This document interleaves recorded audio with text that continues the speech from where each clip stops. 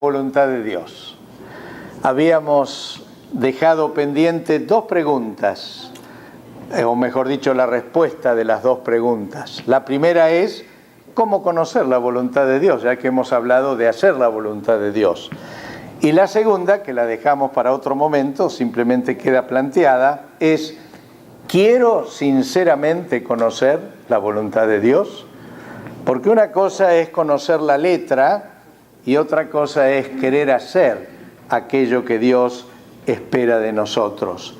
Ahora, creo que deberíamos todos captar que avanzar en la vida sin conocer la voluntad de Dios no es vivir en plenitud, es vivir una vida de menor nivel, de menor jerarquía, que cuando verdaderamente conocemos lo que Dios espera de nosotros.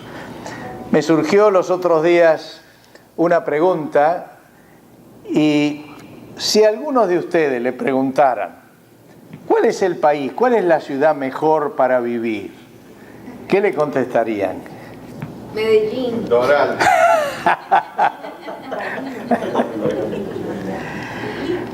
La mayoría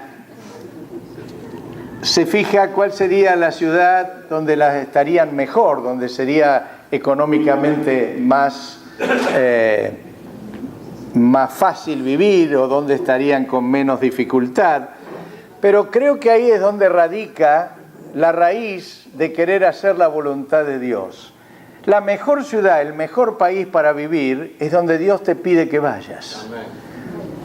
No importa si es mejor o peor de tu gusto, no importa si es más duro o más agradable, no importa si de alguna manera es más lindo o más feo la ciudad o el país.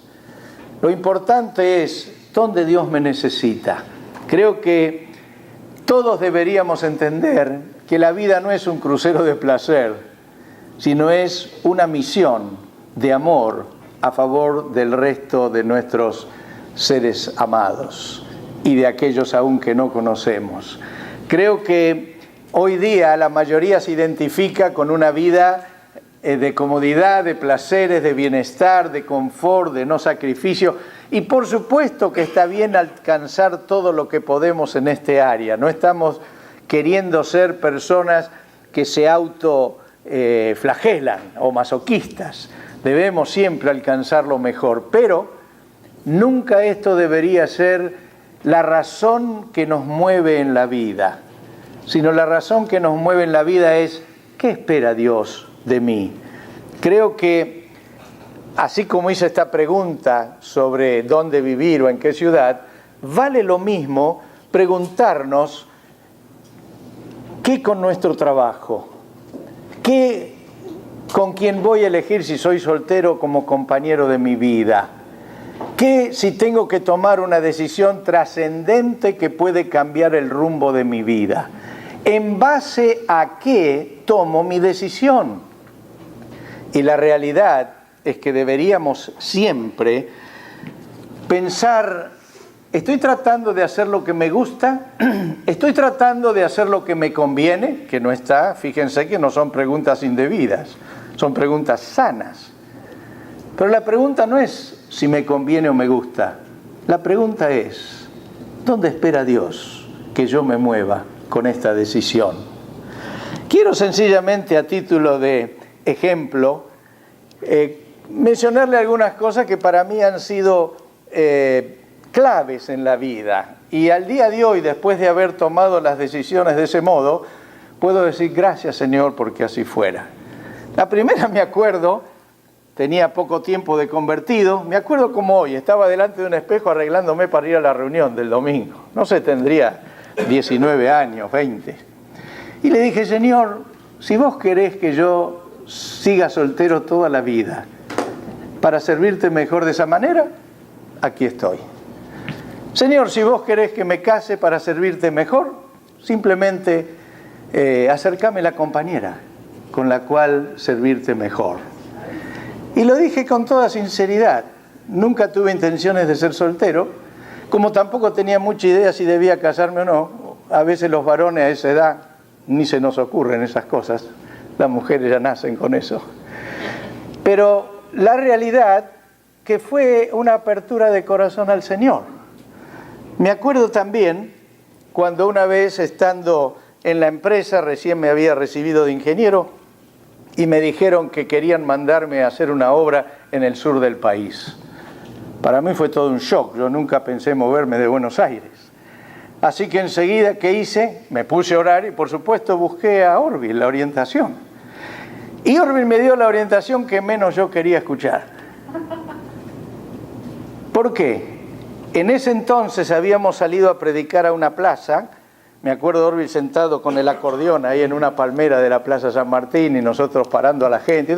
Y se habían juntado como 10, 12, 15 hippies que venían a casa permanentemente y comenzamos con ellos un trabajo de evangelización. Yo los tenía en el corazón, se iban de casa y yo me ponía a ayudar porque sufría por esas vidas arruinadas.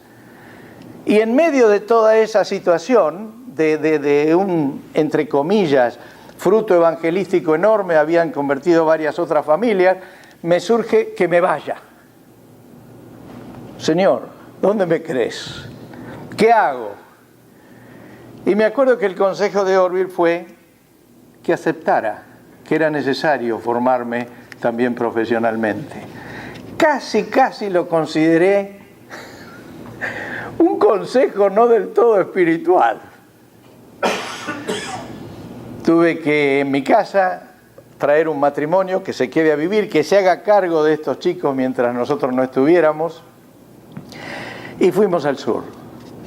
En aquel lugar Dios nos bendijo de una manera enorme. No hablo económicamente solamente, formamos un grupo de jóvenes en esos 2 años que hasta el día de hoy siguen las relaciones. Hasta el día de hoy nos siguen diciendo, hermanos, esos años nos cambiaron la vida. Y hemos formado relaciones con otros hermanos más grandes que hasta el día de hoy somos íntimos amigos. Después de eso tuvimos que ir a retiros, estuvimos en un montón de situaciones que amplió un panorama distinto. Cuando terminó esa obra, la empresa, como habíamos tenido éxito en el trabajo, me ofreció trasladarme a Tucumán a hacer allí una fábrica de papel. Y eran 2 sueldos, uno que me pagaban allí, otro que me pagaban en Buenos Aires, más el coche, más la casa, más todos los gastos pagos, más pasaje en avión por año para volver a Buenos Aires. O sea, el tema económico era muy tentador, pero el problema era que nuestros hijos se estaban criando sin sus abuelos, sin sus primos, y lo principal, sin la congregación que los contenía, aunque habíamos allí trabajado intensamente en la congregación local. La pregunta era, Señor, ¿dónde nos quieres? ¿Dónde quieres? Y después de mucho orar entendimos que debíamos volver a Buenos Aires con el riesgo de perder el trabajo. Y no lo perdí. Perdí beneficios económicos, pero allí estábamos en Buenos Aires. Años después, cuento esto para entender cómo funciona la voluntad de Dios, que no es nuestro gusto o lo que nos conviene al momento que nos pueda parecer, sino qué quiere Dios. En un momento me acuerdo, vuelvo a decir, yo siempre fui de no moverme de Buenos Aires, y Buenos Aires para mí era el centro del mundo, ¿no? Y vino Keith Benson y me dijo si no quería hacerme cargo de supervisar las iglesias de Córdoba y trasladarme a vivir a Córdoba. Fue un shock para mí. Hablé con mi esposa, hablamos con nuestros hijos, oramos y hice toda una gira por Córdoba, por distintos lugares de Córdoba. Y algo adentro en el corazón no tenía amén, no tenía convicción de que era el momento. Así que volví y después de seguir orando y ayunando le dije a Kit que entendía que no era para mí ese traslado. Hace unos pocos años, en el 2004, vine aquí a Miami y Orville también nos propuso venir aquí para abrir la congregación. Fue uno de los shocks más grandes que yo sufrí en mi vida, porque ya pensaba retirarme, ya pensaba estar en retaguardia, ya pensaba estar fuera de circuito y estaba iniciando ese proceso cuando de golpe Olvi plantea algo que en mi vida se me podría haber ocurrido que existiese. Venir a Estados Unidos, jamás. Y dejar Buenos Aires por venir acá, menos todavía. Y fue un proceso que llevó un año tomar la decisión, un año de oración, de ayuno, de venir acá, de estar allá, de estar en ambos lados, hasta que la convicción fue: aquí nos quiere el Señor. ¿Qué quiero mencionar con esto, hermanos? Que no debemos pedir a Dios que cambie las circunstancias según nuestro gusto o bendiga lo que queremos hacer porque nos parece lindo o bueno, sino que nos corresponde: Señor, ¿dónde quieres que yo esté? ¿Qué quieres que yo haga? Te ofrecen un trabajo, puede ser mejor o peor que el que tienes. Te ofrecen un cambio. Por supuesto que no somos tan... no estoy hablando de una sección en tu trabajo, estoy hablando de algo que signifique un traslado, signifique dejar algo que te gusta o algo que debas hacer. La pregunta es: ¿qué quiere Dios que haga? ¿Es ese lugar un lugar donde voy a progresar en el reino de Dios, donde voy a alcanzar a otros, donde es lo que Dios quiere en este tiempo para mi vida? Eso significa buscar la voluntad de Dios. Ahora bien, quiero que tenemos que entender que cada giro del destino en nuestra vida, cada decisión trascendental que tenemos que tomar, es algo que Dios hace para nuestro bien y para su gloria. Dios no nos pone en circunstancias de tomar decisiones que pueden cambiar nuestro rumbo simplemente para inquietarnos. Dios siempre lo hace para nuestro bien y siempre lo hace para que su gloria resplandezca. Tenemos que tener siempre claridad y tranquilidad cuando Dios nos pone frente a disyuntivas. La pregunta entonces, esto es un prólogo sobre qué es lo que tenemos que conocer en la vida, cómo tenemos que tomar decisiones, cómo conocer la voluntad de Dios. Según algunos escriben, dice que cuando hay un taller en los retiros sobre este tema es el que más gente tiene. Se ve que todo el mundo de alguna manera tiene inquietud en saber la voluntad de Dios. Creo que lo primero, el primer paso, es algo simple y elemental, que creo que la mayoría, todos nosotros lo hemos dado, y es rendir la vida con compromiso absoluto al Señor. No hay modo de conocer la voluntad de Dios sin haber entregado el mando de nuestra vida al Señor. O sea que por mucho que queramos hacer de cualquier modo, si ese paso no está dado, si no hemos rendido la vida al Señor, es imposible conocer su voluntad. Romanos 12:2 dice: sean transformados mediante la revelación de su mente, así podrán comprobar cuál es la voluntad de Dios buena, agradable y perfecta. Conversión implica transformación. Una persona no puede decir que recibió a Jesús y sigue viviendo igual que cuando no lo había recibido. Si alguien tiene a Jesús en el corazón, tiene que haber un cambio en la vida. Evidente primero para la persona que lo experimenta y después para aquellos que las rodean. Creo que debemos entender con mucha claridad que este primer paso es ineludible, no hay forma de llegar a conocer la voluntad de Dios sin rendir la vida ampliamente. Lo segundo y elemental, no tiene ninguna ciencia, es muy simple, es comprender que Dios nos dejó por escrito su voluntad general. Dios lo dejó por escrito. Uno dice: ¡Ey! ¿Cómo es eso? Sí, la Biblia es la palabra escrita de Dios, es lo que Dios escribió para que sepamos su voluntad. Si usted compra una casa, a usted le dan un contrato donde dice todas las condiciones y todo lo que usted tiene que saber. Así hizo Dios con nosotros. Creo que tenemos que ser conscientes que Dios no revela su voluntad a través del horóscopo, a través de adivinos, a través de sábelotodos, a través de magos. Algunos se guían en la vida por el horóscopo, están esperando a ver cuándo leen el horóscopo.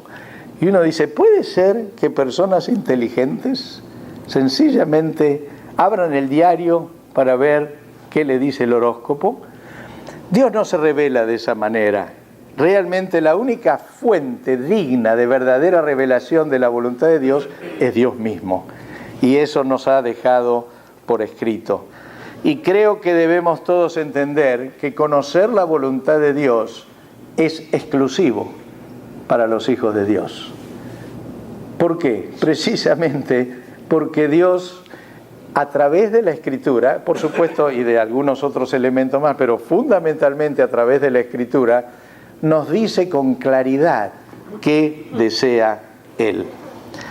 Miren, vamos a leer algunos textos que hablan con toda claridad de cómo Dios desea que conozcamos su testamento, lo que Él dejó escrito, para que nosotros sepamos cómo debemos vivir.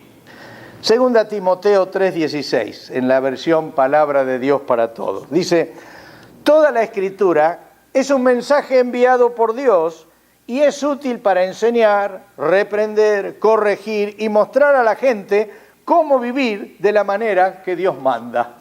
Miren qué maravilla. Con toda claridad lo dice. Es un mensaje enviado por Dios para corregir, para enseñar, para mostrar, para aprender. Dice, para que todos sepamos cómo Dios nos manda a vivir. Hebreos 4, 12 y 13, un versículo muy conocido por todos, en la versión Dios habla hoy. La palabra de Dios tiene vida y poder. Está diciendo, miren, ojo, esto no es un libro de texto cualquiera, no es un libro de historia o de geografía. Lo que tú lees acá te afecta.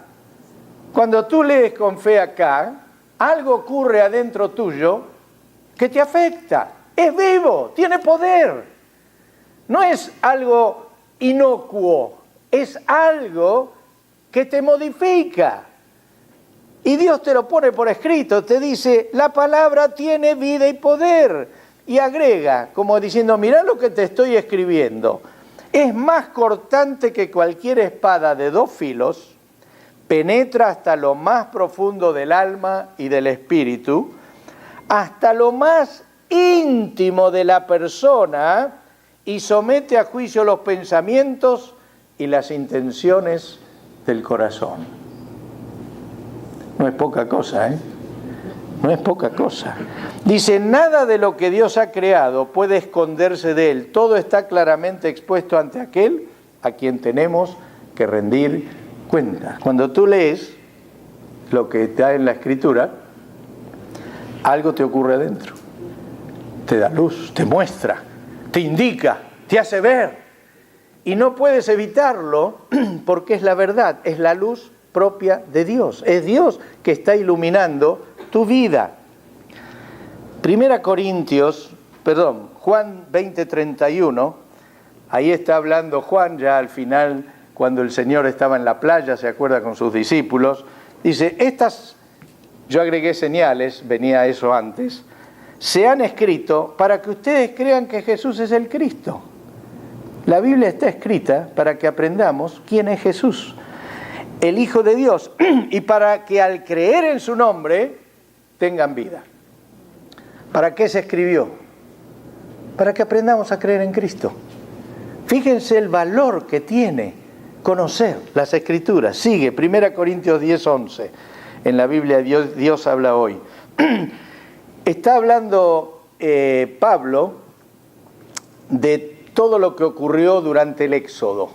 Viene escribiendo todo lo que pasaba durante el Éxodo. Y en un momento dice Pablo, todo esto le sucedió a nuestros antepasados, a los israelitas, como un ejemplo para nosotros. Y fue puesto en las Escrituras como una advertencia para los que vivimos en estos tiempos últimos. Está diciendo, muchachos, todo lo que vivió el pueblo de Israel al salir de Egipto fue escrito para que nosotros nos demos cuenta, para que aprendamos de lo que ellos tuvieron que vivir. Y me gusta el otro día, a la mañana leyendo, subrayé en la Biblia esto, en Éxodo 17:14, dice así, ¿se acuerdan cuando Moisés presenciaba la batalla de Josué contra los amalecitas y cuando se cansaba perdía el pueblo de Israel y cuando le levantaban los brazos ganaba el pueblo de Israel? Dice ahí, Éxodo 17:14, entonces el Señor le dijo a Moisés, pon esto por escrito en un rollo de cuero para que se lo recuerde y que lo oiga bien Josué. Dije, primero qué confianza la de Dios con Moisés, ¿no? Ese diálogo de amigos. Interesante. Y dice, ponelo por escrito en un rollo de cuero, como sea, ni en un papiro que se arruina. Metelo donde dure. Y que lo oiga bien Josué. Como diciendo, se lo mostrás, se lo pones acá en la cara, en el refrigerador todos los días. ¿Querrá el Señor que conozcamos su voluntad? ¿Querrá el Señor que conozcamos su palabra? Si yo les preguntara, ¿cuánto tiempo pasamos con nuestro celular al día? ¿Cuántas horas dirían ustedes, el que menos pasa? Hola. 10, 12. 2, 3. 2, 3 me parece sería ya el que no lo usa. Sí, ya eso es. No, claro, 3 horas nada. ¿Cuándo trabajan la gente? No sé, pero mientras trabaja están, mientras comen, en los restaurantes están toda la familia, todo el tiempo están con el celular. No estoy simplemente quejándome de nadie, cada uno sabe cómo vive. Pero la pregunta es, ¿tenemos algún tiempo específico, aparte, tranquilo, para ver qué nos quiere decir Dios?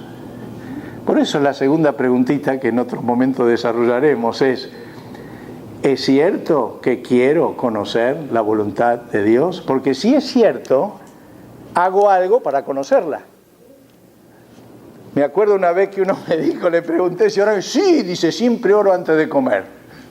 Esa era toda su oración del día. Siempre oro antes de comer. Hermanos, nos jugamos la vida si no conocemos la voluntad de Dios. Y no es ser un erudito bíblico, sino ser amigo de Jesús para conocerlo. La Biblia contiene historia, geografía, ciencia, filosofía, pero no es un libro de estas disciplinas. Es un libro para conocer a Dios. Por supuesto, la arqueología, la ciencia, todas han descubierto que lo que dice la Biblia es verdad. Incluso muchas veces negaban un texto bíblico por el hecho de que no se habían encontrado nada arqueológico, hasta que pasaron años y se encontró lo que decían que no había sido cierto. Me acuerdo ahí en Isaías que había una de esas partes que así. Me acuerdo cuando yo estaba en la universidad que hay una ley que se llama la ley de Lavoisier, que dice en la naturaleza nada se crea, nada se pierde, todo se transforma. Eso es lo que dijo Lavoisier, no sé en qué año lo habrá dicho, en el 1500, 1600. Pero la Biblia lo dice. No hay nada que existió que no haya existido, ni nada que existirá que no exista hoy. Lo dice ahí en Proverbios. Y yo cuando leí eso estaba en la facultad, digo, ¡oh, la ley de Lavoisier, la ley de Lavoisier! Digo, ya el Señor la había dicho mucho antes y se le dieron el mérito como si la descubrió Él. Porque la Escritura siempre, siempre tiene la verdad. Y por eso es tan, pero tan importante. ¿Y saben qué? No se puede conocer a Dios ni su voluntad desconociendo la Biblia. Y no se puede conocer la Biblia desconociendo a Dios sin ser su hijo.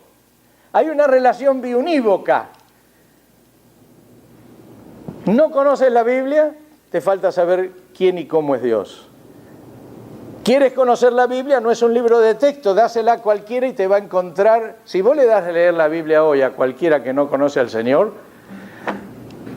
tenés que tener una fuerza de voluntad para que no te mate, porque todo lo que dice y todo lo que ahí pasa Si tú lo lees solamente como historia, dices, no con todo estoy de acuerdo. Pero todo tiene una raíz, por eso decía Pablo, todo esto se escribió para que nosotros aprendamos. No es simplemente lo que dice que vivieron hace 4.000 años atrás, es lo que Dios te quiere enseñar con eso que pasó 4.000 años atrás. Cuando Pablo habla de la situación de la mujer y del varón, y habla de los esclavos, dice, pero ¿cómo va a probar los esclavos? Él no está probando a los esclavos, está diciendo cómo debe ser la conducta de cada uno frente a los demás, el obrero frente a su patrón, el patrón frente a su obrero, más allá que en aquel entonces existía la esclavitud. Es una relación inseparable, la Biblia de ser hijo de Dios y ser hijo de Dios de conocer la Biblia. Por eso es tan, pero tan importante. Y decimos, ¿pero por qué? ¿Por qué es así? Es muy sencillo. Jesús es la palabra encarnada. Jesús no habló una religión.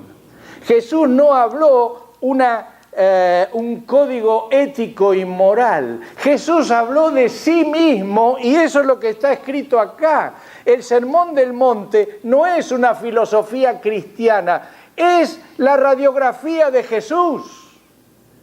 Es la esencia de Jesús. Lo que Jesús es lo que está escrito en el Sermón del Monte.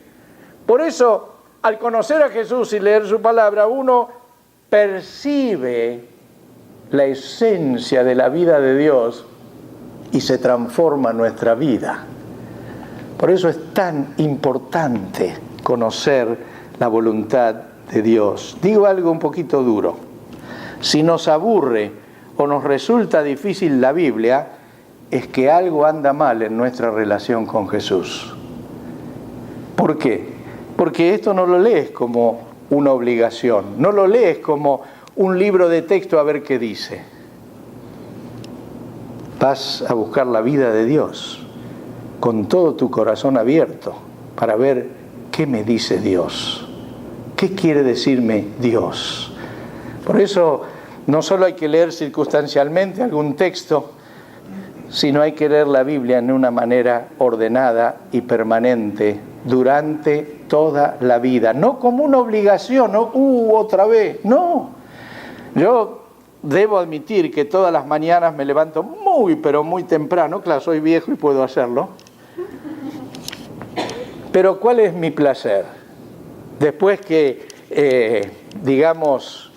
me despierto, me lavo la cara, a veces salgo a caminar para orar, vuelvo, me pongo mi Biblia, mi cafecito, y ahí me leo todo un capítulo del Antiguo Testamento con todos los comentarios, subrayo todo, y lo mismo hago con el Nuevo Testamento. ¡Ay, miro el reloj! ¡Ay, ya me tengo que ir! ¡Tengo que dejar! ¿Por qué? Porque se produce esa situación de placer, de encontrar lo que Dios te quiere enseñar, te quiere decir. ¿Cómo quiere que vivas? ¿Qué te quiere enseñar cada día para vivir y ser como Él? ¿Saben? Un buen remedio para cuando no está bien la relación con Jesús, ¿sabe lo que es? Órese el Padre Nuestro. Pero no como me preguntó una señora el otro día, dice, ¿está mal si le enseño a mi nietito el Padre Nuestro? Ella era católica, ¿no? Le digo, no, ¿cómo va a estar mal? Si es lo que Jesús pidió que enseñe. Le digo, eso sí, no se lo enseñe a repetir como un loro. ¿No? By the way, le mandé el saludito, ¿no? Le digo, sabe que yo oro el Padre Nuestro seguido, pero sabe cómo lo oro, ¿no? ¡Ja! Le pido, Padre Nuestro que estás en los cielos, venga a tu reino, hágase tu voluntad. Y ahí los meto a todos ustedes, como diciendo, a estos dale, a este más que al otro, hágase tu voluntad, venga a tu reino. Así todo el Padre Nuestro, para que Dios se haga presente en la vida. Y también recomiendo, que yo ya lo incorporé, el Salmo 43:10, versión David y versión San Eduardo. La versión San David dice, enséñame a hacer tu voluntad porque tú eres mi Dios. Acá donde le erró en el próximo renglón. Que tu buen espíritu me guíe por un terreno sin obstáculos. puso David. ¿Por qué digo que le erró? Fíjese la versión San Eduardo. Que tu buen espíritu me ayude a sortear los obstáculos del terreno. Porque la vida está llena de obstáculos.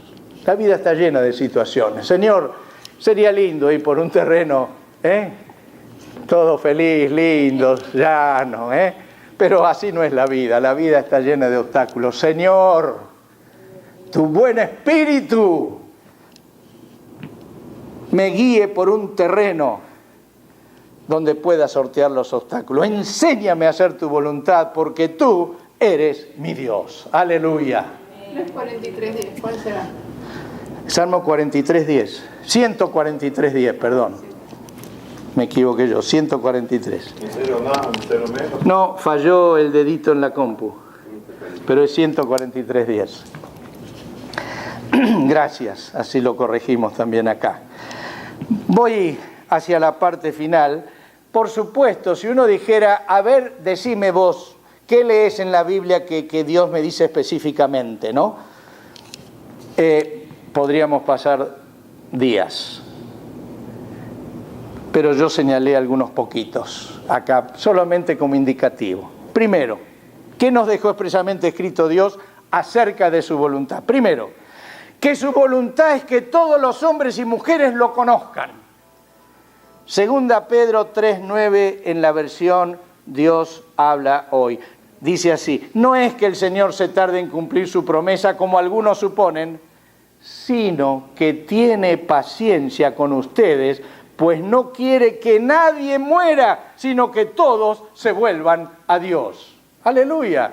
Si usted sabe que eso es la voluntad de Dios, ¿qué hace por todos los que conoce, que ama a usted y que no conocen al Señor? Ora. ¿Por qué? Y porque es la voluntad de Dios que ninguno se pierda, que todos se salven, que todos le conozcan. Y los ama tanto que tiene paciencia para no decir vengo ya y me voy con los que quedan, sino que espera para alcanzar a todos los posibles. La otro de su voluntad, es estar presente en medio de nosotros. Textos muy conocidos, Mateo 18:20. Porque donde 2 o 3 se reúnen en mi nombre, allí estoy yo en medio de ellos. Esto es una certeza, no es una apuesta, no es una posibilidad. Tú te pones a orar con otro y tienes la seguridad que ahí está presente el Señor, aún siendo 2 solos. Si son más, mejor.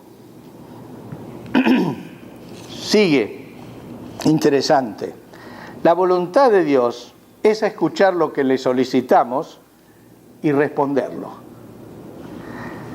1 Juan 5, 14 y 15 dice, esta es la confianza que tenemos al acercarnos a Dios. Claro, hay que acercarse, ¿no? Dice, si pedimos conforme a su voluntad, ahí se van dando cuenta de la voluntad de usted. Le puede decir, Señor, quiero ser millonario antes de 3 años. ¿Qué hace Dios con eso? Se corre así, pasa la oración sin que la agarre. Si usted le dice, Señor, quiero tener un trabajo digno para vivir dignamente, ¿qué hace Dios con esa oración? La agarra y la contesta. Por eso dice acá, si pedimos conforme a su voluntad. Él nos oye. Y si sabemos que Dios oye todas nuestras oraciones, podemos estar seguros de que ya tenemos lo que le hemos pedido. Aleluya. ¿Qué le parece? Esto está escrito. Esto es promesa de Dios, esto no se puede cambiar. Dice Mateo 18:19, también en la Biblia Dios habla hoy. Esto les digo, si 2 de ustedes se ponen de acuerdo aquí en la tierra para pedir algo en oración, mi Padre que está en el cielo se lo dará. ¡Wow! Usted le puede reclamar a Dios, Señor, estamos de acuerdo, mi esposa y yo, mi hijo y yo, mi amigo y yo, mi hermano y yo, estamos de acuerdo. Y te estamos pidiendo algo que es tu voluntad. Señor, no tenés más remedio que cumplirlo. Aleluya. Es la voluntad de Dios. Usted puede orar tranquilo porque es la voluntad de Dios. Y usted está pidiendo según la voluntad de Dios. Otra voluntad de Dios que podemos asegurar, que quiere Él de nosotros, que tengamos un corazón lleno de gratitud.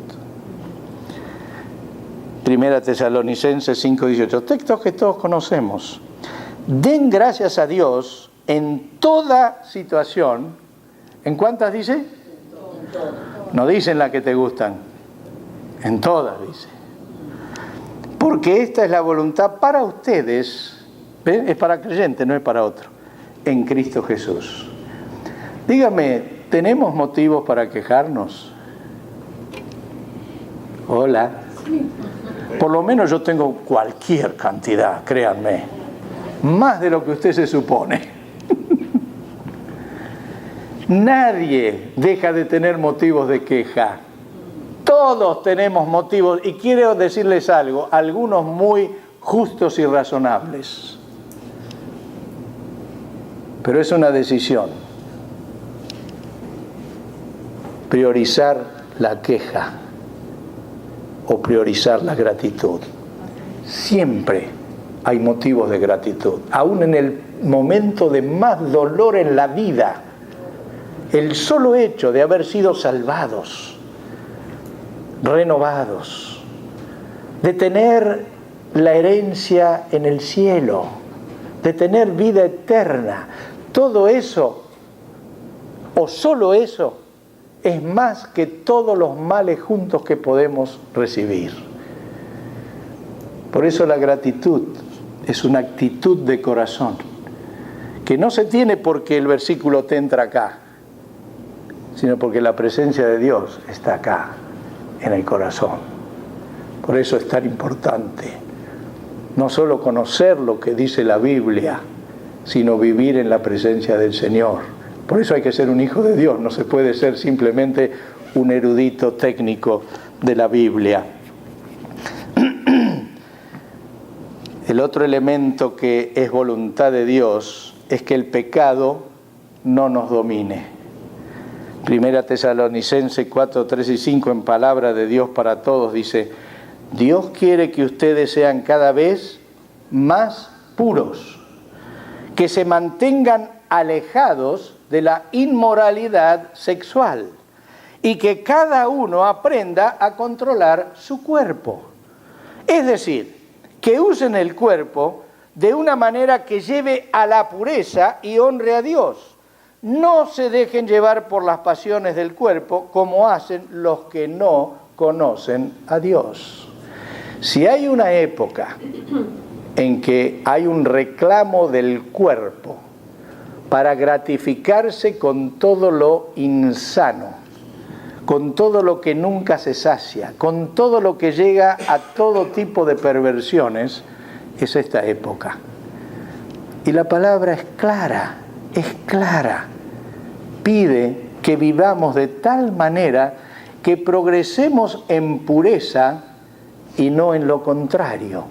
Y de eso todos tenemos que esforzarnos. Y lo último que señalé, simplemente dentro de los centenares que podríamos marcar, es que su voluntad es que aprendamos a amar como ama Jesús. Dice en Juan 15:9, también muy conocido: y este es mi mandamiento, que se amen los unos a los otros como yo los he amado. No de cualquier manera, no con el amor humano que lo incluye, no con un amor limitado, no con un amor que solamente tiene en cuenta que el otro coincida, sino con el amor sacrificial, el amor que hace cambiar la forma de aquel que está cercano a nosotros. Reflexión final, para terminar. Si cuando conducimos un vehículo estamos obligados a conocer y cumplir las leyes de tránsito, si para que un abogado haga bien su trabajo tiene que conocer todas las leyes del estado donde ejerce, ¿será lógico pensar que podemos vivir sin conocer la voluntad de nuestro Creador? ¿No sería hasta tonto pensar que si para un profesional, para ejercer su profesión, sacar su licencia, tiene que aprender con claridad todo lo que hace a su profesión, para vivir la vida como Dios pide, no deberíamos conocer cuál es su voluntad específica, concreta para cada uno de nosotros. Hermanos, tengo una buena noticia. Podemos conocer la voluntad de Dios y enriquecer nuestra vida como ninguna otra cosa la puede enriquecer, de modo inigualable. Pero tenemos que encontrar en las Escrituras lo que el Señor nos ha dejado por escrito para que no repitamos lo que han hecho mal otros y para que repitamos lo que han hecho bien los que nos precedieron.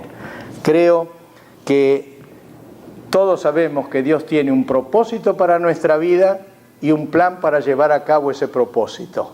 Por eso tenemos que vivir rendidos y en comunión con Jesús para alcanzar esa meta.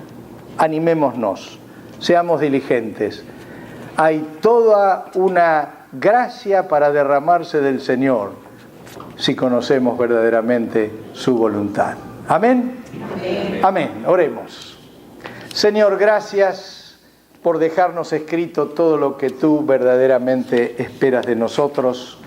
Queremos ser diligentes en conocerlo, encarnarlo, aprenderlo y vivirlo. Y pedimos, Señor, en el nombre de Jesús, que llenes nuestros corazones de esta pasión por conocerte, por conocer aquello que vos esperás de nosotros. Te lo pedimos, Señor, te lo rogamos, en el nombre de Jesús. Amén. Amén.